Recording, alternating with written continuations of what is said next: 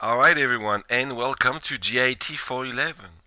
You finally made it after all the hurdles of learning the in and out of most game art situations.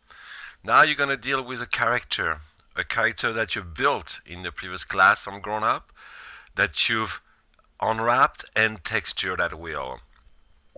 Now you're gonna see if your work was done properly, and you'll understand why I was so picky sometimes in certain aspect of your mesh. And the reason is, if your mesh is not done properly, it's not going to animate properly either. So that's why it was so important to build it well. But this is it. So this class really goes into 3 parts.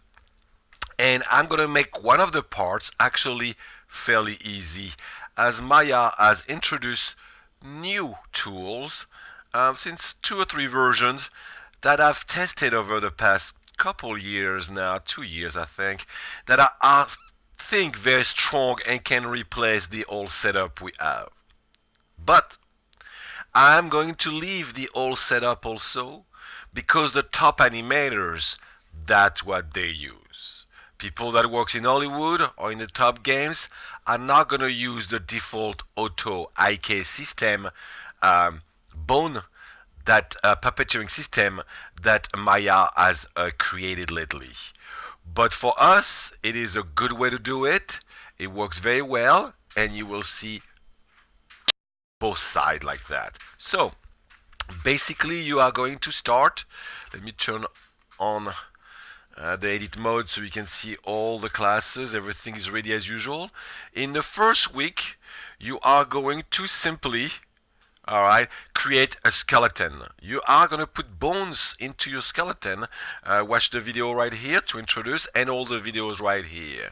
It is very simple, and I got a lot of simple tricks as usual to make it go smooth for you. In week 2, right here, you are going to skin your character, and you are going to determine FK or IK. Actually, in that case, I will slightly transform it. This is where you have a choice to use FK and IK that you create yourself, or to use Maya automatized system. Okay, but you're mainly going to attach your skeleton this week to the mesh. And this is a pretty daunting task. This is hard to do. Okay. Now, in week 3, you are going to create a puppeteering system, or you are going to use the auto rig system from Maya. This is on you. If you really want to be a top animators, like cartoons or video game, AAA places, you need to do the special setup, the manual ways, because this is how you can really control and customize your rig properly. But I will also put the just automatic rig system from Maya that works very well and that you guys can use if you don't feel going that deep into the beast.